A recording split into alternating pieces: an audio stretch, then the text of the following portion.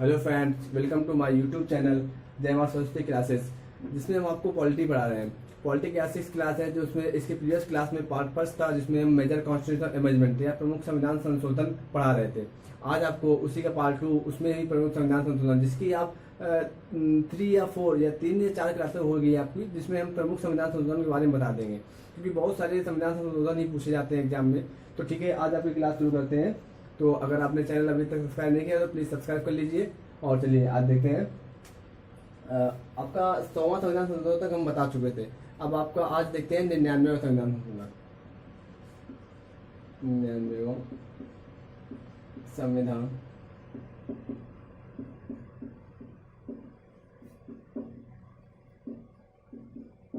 जो 99वां संविधान संशोधन था हमारा, ये हुआ था 2014 में। 2014 में ठीक है, 2014 में हुआ था। तो ये हमारा अभी तक का जो था सबसे विवादित संशोधन था। इसको हम, ये हमारा विवादित संशोधन भी था। इसमें बताया गया था कि जो हमारे सुप्रीम कोर्ट के जजों की नियुक्ति होती है, उसके बारे में बताया गया था। इसके बाद हमारा क्या था कि एक सुप्रीम कोर्ट के जज को राष्ट्रीय एनजेक, मतलब कि राष्ट्रीय न्यायिक नियुक्ति आयोग, सुप्रीम कोर्ट के जज की नियुक्ति होती थी। सुप्रीम कोर्ट के जजों की नियुक्ति जो होती थी,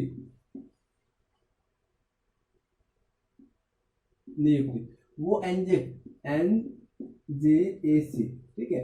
ये एनजेएसी हमारा एनजेक होता था। एनजेक इसके अनुसार करनी चाहिए थी। ये हमारा क्या, इसका मतलब क्या होता था, एनजेक की जो स्थापना की गई थी, मतलब कि इसमें कहा गया था कि जो सुप्रीम कोर्ट के न्यायाधीशों की नियुक्ति एनजेक के माध्यम से होगी। तो एनजेक हमारा क्या होता था कि एनजेक हमारा होता था राष्ट्रीय न्यायिक नियुक्ति आयोग। इसका मतलब राष्ट्रीय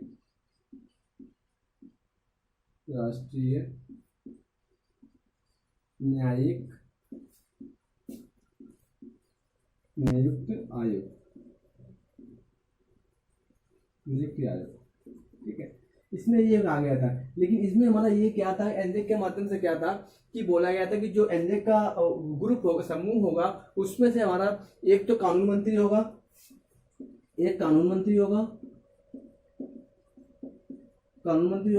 और जो कानून मंत्री होगा, और हमारे जो सुप्रीम कोर्ट के दो जज भी होंगे इसमें। सुप्रीम कोर्ट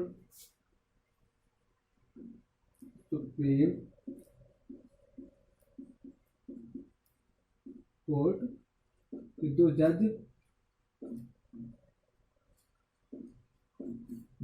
जज होंगे, ठीक है। और इसमें बताया गया था कि दो व्यक्ति जो पीएम नियुक्त करेगा।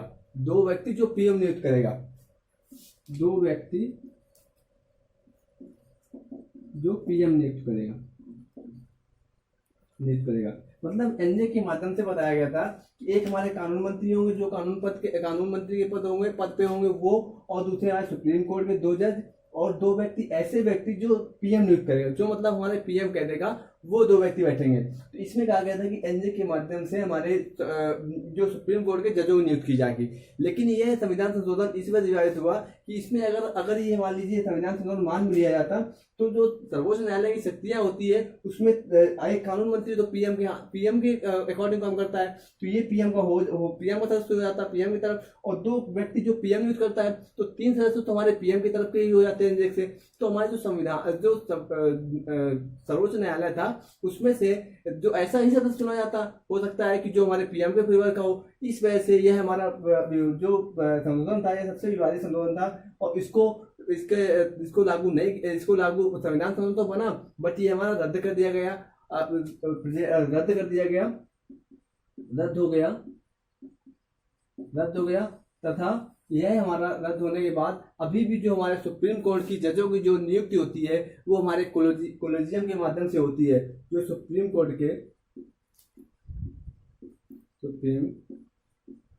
के जजों की नियुक्ति जो होती है, जज जो नियुक्त किए जाते हैं, वो हमारे कोलेजियम के माध्यम से ही होते हैं। कोलेजियम के माध्यम से होते हैं, कोलेजियम के द्वारा ही होते हैं, कोलिजियम के द्वारा ही किए जाते हैं। ठीक है, जो हमारे सुप्रीम कोर्ट के जजों की नियुक्ति कोलिजियम के माध्यम से होती है। और हमारा कोलिजियम क्या है कि कोलिजियम में हमारा एक मुख्य न्यायाधीश और उसके बाद 4 वरिष्ठतम न्यायाधीश, मतलब एक मुख्य न्यायाधीश और 4 वरिष्ठतम न्यायाधीश होते हैं, वो हमारा कोलिजियम कहलाता है। उसके अनुसार हमारे सुप्रीम कोर्ट के जज की नियुक्ति की जाती है। ठीक है, और उसके बाद हमारा जो नियुक्ति होती है, जब चुन लिया जाता है उसके बाद नियुक्ति हमारा भारत का राष्ट्रपति वो नियुक्ति करवा रहा है। सुप्रीम कोर्ट के जजों की नियुक्ति भारत का राष्ट्रपति करवाता है, लेकिन जो चुना जाता है वो इसी के माध्यम से चुना जाता है। अभी भी चुना जाता है। इसको चेंज करने का 99वां संविधान संशोधन किया गया था कि इसको चेंज करके इसके अनुसार किया जाए एनजेक के माध्यम से, लेकिन जो हमारा कानून रद्द कर दिया गया और आज भी हमारे सुप्रीम कोर्ट के जो न्यायाधीशों की नियुक्ति होती है वो कोलेजियम के माध्यम से ही होती है। उसमें कोलेजियम में हमारे, एक बार फिर से बता दें आपको कि कोलेजियम में हमारे एक वरिष्ठतम न्यायाधीश या मुख्य न्यायाधीश और 4 वरिष्ठतम न्यायाधीश होते हैं। ठीक है, एक मुख्य न्यायाधीश और 4 वरिष्ठतम न्यायाधीश हमारे सुप्रीम कोर्ट के ही होते हैं, जो 5 लोग बैठ के हमारे एक न्यायाधीश को चुनते हैं। फिर उस न्यायाधीश को राष्ट्रपति नियुक्ति दिलाता है, राष्ट्रपति उसको नियुक्ति दिलाता है। ठीक है, चलिए अब देखते हैं आगे हमारा जो संविधान संशोधन है 97वां संविधान संशोधन। 98 आपका इतना इंपॉर्टेंट नहीं है, इस वजह से आपको अब 97 बताते हैं। 97वां संविधान संशोधन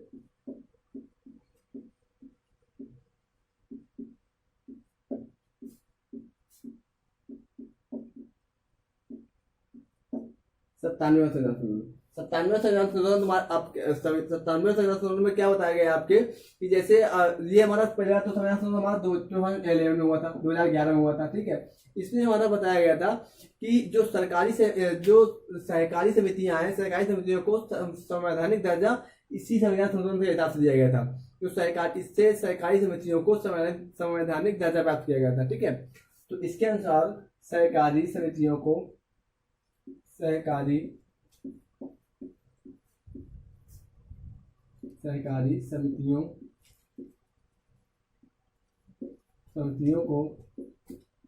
दर्जा मिला था,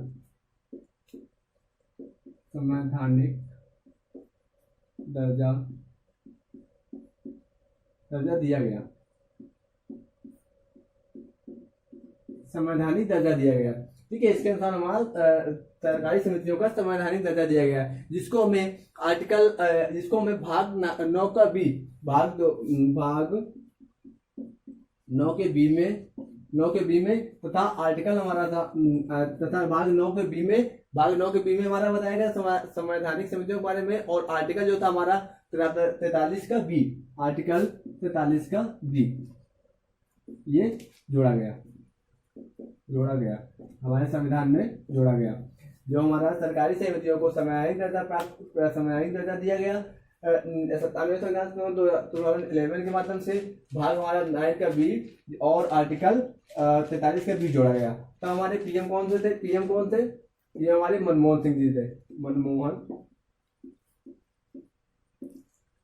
मनमोहन सिंह के उसमें पीएम के पद पर तब थे जब हमारा 97वें संविधान संशोधन 2011 किया गया था। ठीक है, चलिए अब आपको देखते हैं 96वें संविधान संशोधन।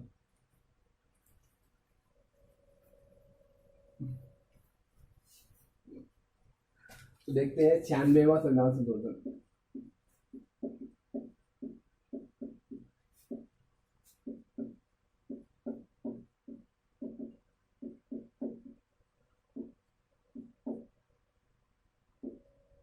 तो 96वां हमारा 96वां संविधान संशोधन में क्या था हमारा कि यह भी हमारा 2011 में हुआ था। 96वां 97वां 2011 में हुए थे। इसमें हमारा 96वां संविधान संशोधन में हमारा क्या बताया गया था, इसके अनुसार जो हमारी 8वीं सूची थी, 8वीं सूची जो थी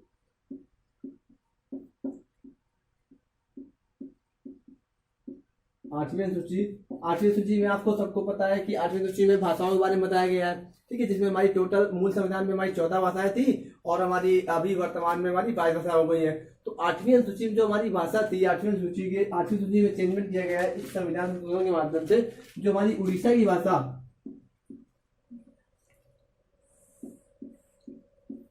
की भाषा जो थी उड़ीसा की भाषा, उड़ीसा की जो भाषा थी उड़िया को चेंज करके उड़ीसा किया गया। उड़िया को बदल करके उड़ीसा की जो भाषा थी उड़िया, उड़ीसा की भाषा जो थी उड़िया को बदलकर ओड़िया किया गया, ओड़िया कर दिया गया।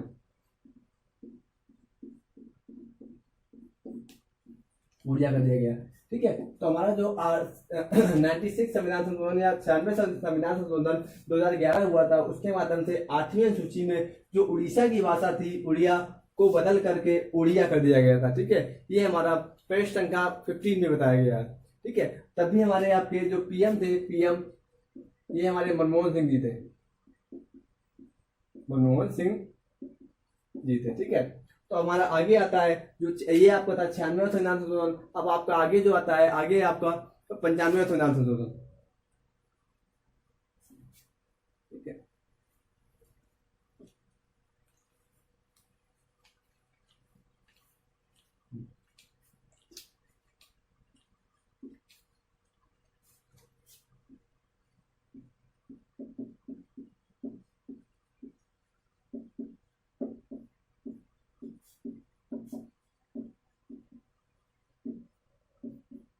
पंचानवे संविधान संशोधन, ठीक है। 95वां संविधान संशोधन में क्या बताया गया था कि जो लोकसभा और राज्यसभा में 95वां संशोधन ये हमारा 2011 में हुआ था, 2011 में हो गया था, ठीक है। हाँ तो सॉरी 2011 में नहीं, सॉरी आपको 2009 में हुआ था।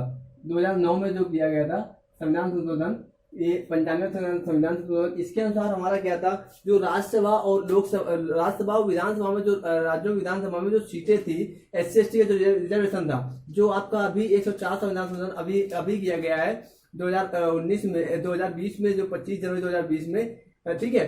तो उसकी जो 10 साल उसकी अवधि बढ़ाई गई है, वही आपका इसमें था कि जो हमारा 95 संविधान संशोधन 2009 में हुआ था, तो लोकसभा और राज्यों की विधानसभा,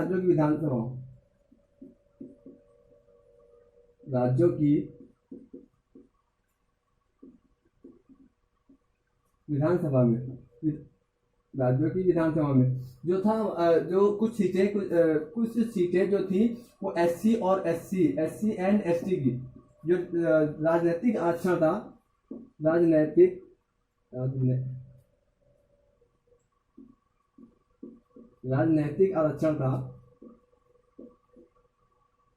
आरक्षण यह हमारा बढ़ाया गया, राजनीतिक आरक्षण बढ़ाया गया,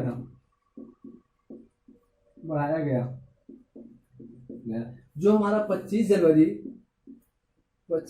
2020 को खत्म हो रहा था, 2020 तक किया गया,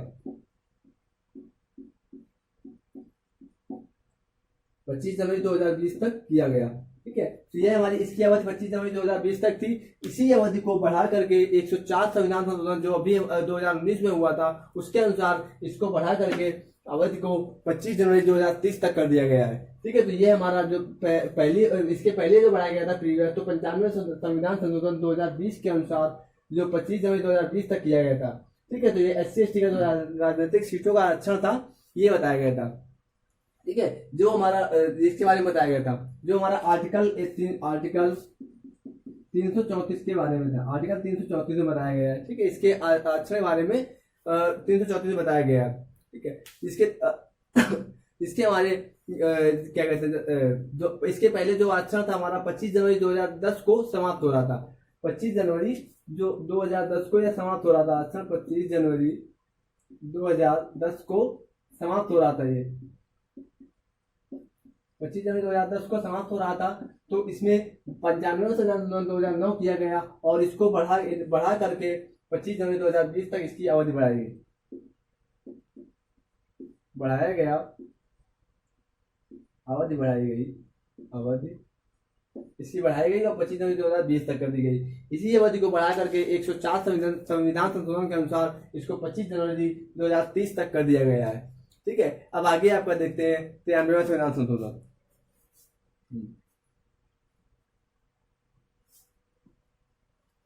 देखते हैं तो चलिए देखते हैं आगे 93वां संविधान संशोधन। तो 93वां संविधान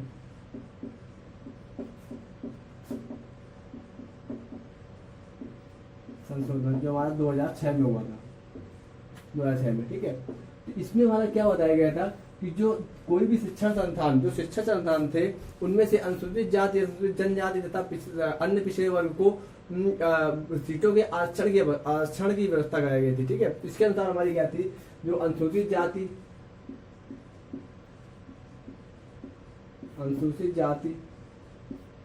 व जनजाति तथा अन्य पिछड़े वर्ग के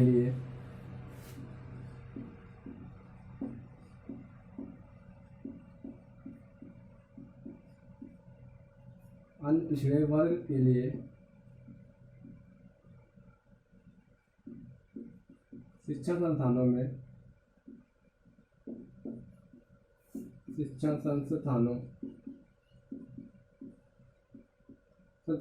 आरक्षण, सीटों का आरक्षण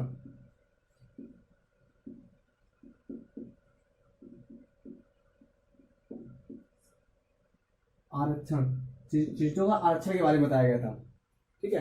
तो सीटों का आरक्षण के बारे में बताया गया था। तो ये हमारा था। जो इसके बाद जो नौकरी में इसमें शिक्षा संस्थान बताया, जबकि जो नौकरी में आरक्षण था वो हमारा 1990 में जो नौकरी में आरक्षण मिलता था वो अन्य पिछड़े वर्ग को या ओबीसी अनुसूचित जनजाति को, ये हमारा 1990 में हो चुका था, ठीक है। और इसके माध्यम से जो हमारा शिक्षा संस्थानों में आरक्षण दिया जाता था, इसके माध्यम से हमारे संविधान में आर्टिकल 15 का 4 जोड़ा गया, आर्टिकल 15 का 4 जोड़ा गया संविधान में, ठीक है। तो ये हमारा 93वां संविधान संशोधन था, इसके बारे में बताया गया था, ठीक है। इसके माध्यम से हमारे आर्टिकल 15 का 4 ये 93वां संविधान संशोधन 2006 के माध्यम से जोड़ा गया था, ठीक है। और जो हमारा नौकरियों में वो मिलता था आरक्षण, वो हमारे 1990 में पहले ये प्रारंभ हो चुका था, ठीक है। तो इसके बाद आगे देखते हैं, चलिए आगे देखते हैं 92वां संविधान संशोधन। 92वां संविधान संशोधन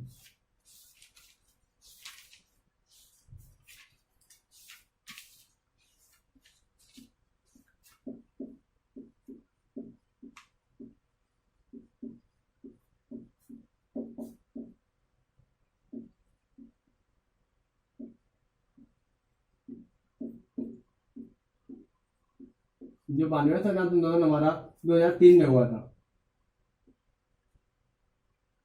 92वां संविधान संशोधन 2003 में हुआ था, जिसके बारे में हमने जब आपको अनुसूचियां पढ़ा रहे थे तब आपको हमने बताया था कि 92वां संविधान संशोधन 2003 के माध्यम से यह हमारे 8वीं अनुसूची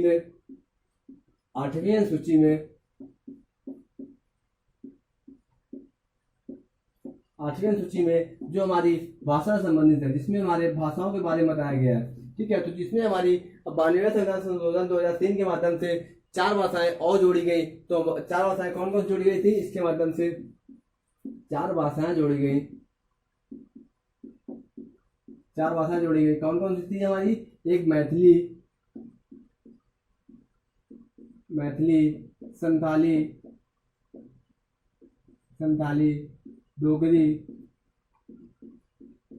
डोगरी और बोडो। तो इसके माध्यम से हमारे संविधान में 8वीं अनुसूची में परिवर्तन किया गया और 4 भाषाएं जोड़ी गई। मैथिली,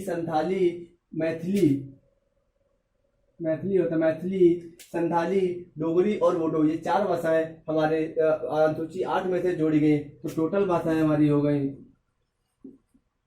पूरी, तब हमारी 22 भाषाएं टोटल हो गई, ठीक है। तो अब आगे देखते हैं हमारा 91वां संविधान संशोधन। 91वां,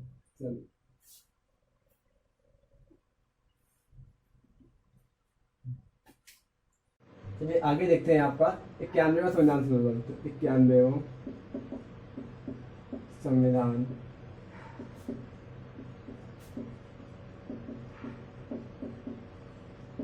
संशोधन जो 2003 में हुआ था, ठीक है। इसके बारे में बताया गया था कि जो हमारा दल बदल कानून था, जो हमारी अनुसूची 10 में रखा हुआ अनुसूची 10 में दल बदल कानून के बारे में बताया गया था, उसमें थोड़ा संशोधन किया गया कि दल बदल कानून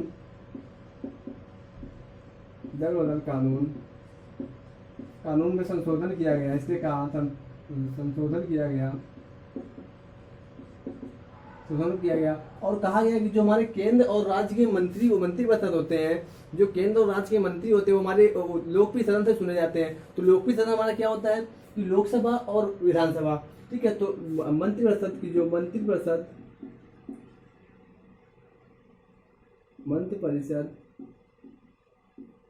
के मंत्री जो थे, मंत्रिपरिषद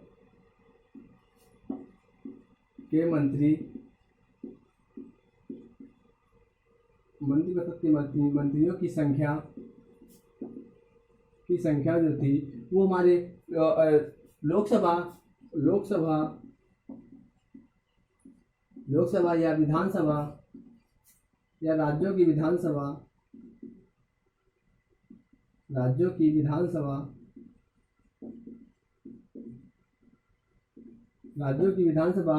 के सदस्यों की 15% होगी, सदस्यों की 15% होगी, ठीक है। मतलब जो मंत्रिपरिषद या केंद्र या राज्य के मंत्रियों, केंद्र या राज्य के मंत्रिपरिषद के मंत्रियों की संख्या जो थी वो लोकसभा या राज्य विधानसभाओं के सदस्यों की संख्या की 15% होगी, सदस्यों की संख्या की 15% होगी, 15% होगी, ठीक है। तो यह हमारे 15% होगी। यह निश्चित किया गया कि अभी तक जैसे दरअसल कानून संशोधन के बारे में बताया गया और लोकसभा और विधानसभा के सदस्यों की संख्या की 15% होगी, कि मतलब 15% ही मंत्री चुने जाएंगे, उससे ज्यादा मंत्री नहीं चुने जाएंगे, ठीक है। इसके आगे देखते हैं इसके आगे आता है 89वां संविधान संशोधन। 90 संविधान संशोधन ज्यादा इंपॉर्टेंट नहीं है आपका, तो देखते हैं 89वां संविधान संशोधन। 89वां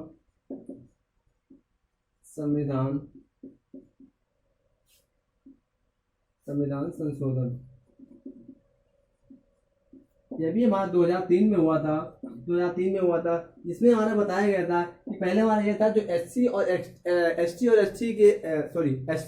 एसटी के जो आरक्षण था वो हमारा एक ही आर्टिकल में बताया गया था। जो पहले इसके पहले था हमारा तो आर्टिकल 338 में एससी और एसटी के बारे में बताया गया था, एससी और एसटी के बारे में बताया गया था।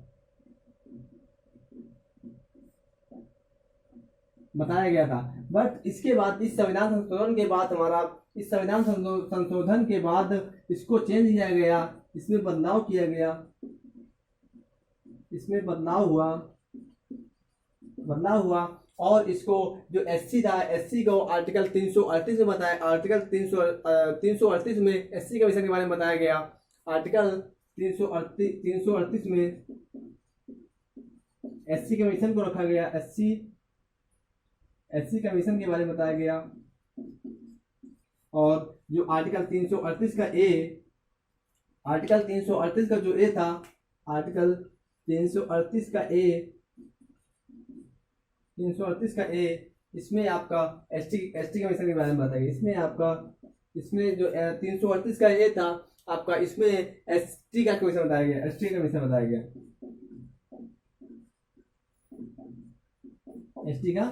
बताया गया, ठीक है। तो इसके आगे आपका जो 89वां संशोधन था वो हमारा आर्टिकल, इसके पहले इस संशोधन के पहले आर्टिकल 338 जो था एससी और एसटी के दोनों के बारे में बताया, दोनों का एक ही आर्टिकल था। लेकिन इस संविधान संशोधन में संशोधन किया गया और बदलाव किया गया। एससी कमीशन के लिए हमारा आर्टिकल 338 रखा गया और एसटी कमीशन के लिए आर्टिकल 338 का ए उससे अलग कर दिया गया। तो एसटी और एससी कमीशन अलग अलग हो गए थे, ठीक है। इसके आगे अब आप देखते हैं 89वां, इसके आगे हमारा 88, इसके आगे 86 संविधान संशोधन देखते हैं, 86।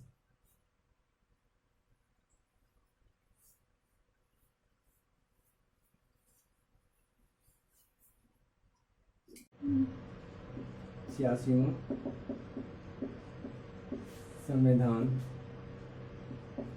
संशोधन, देखो जो 86 संविधान संशोधन था हमारा 2002 में हुआ था। इसमें बताया गया था कि जो 6 से 14 वर्षीय बच्चे, मतलब 6 से 14 वर्षीय बच्चों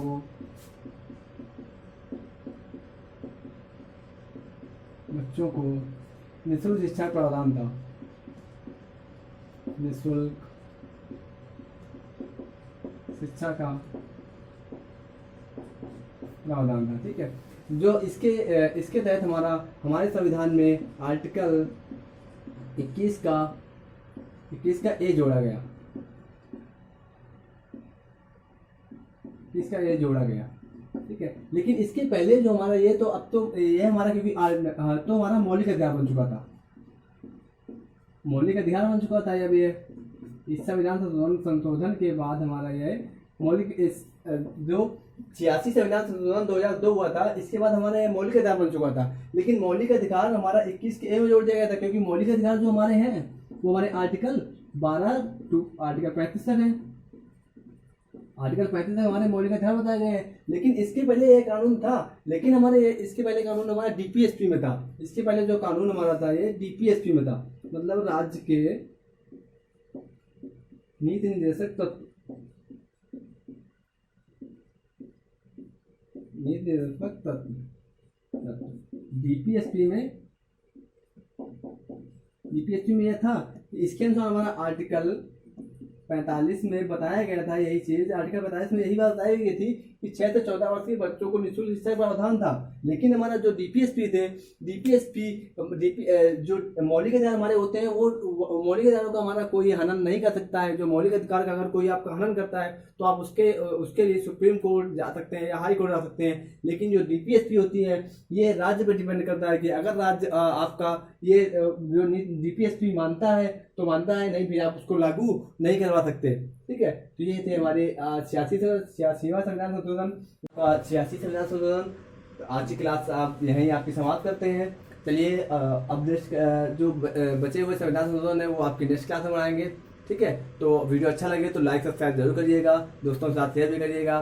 ठीक है, जिससे हमको मोटिवेशन मिल जाएगा। अगर आप मेरी वीडियो लाइक करते हैं तो हमको और अच्छा कंटेंट देने का आपको कोशिश करते हैं, जिससे आपको हमको भी मोटिवेशन मिलता है कि हाँ मेरी वीडियो को लाइक करना है, तो इस वजह से और अच्छा कंटेंट देने की आपको कोशिश करते हैं। ठीक है, तो वीडियो लाइक सब्सक्राइब दोस्तों के साथ शेयर जरूर करिएगा। चलिए, जय हिंद, जय भारत।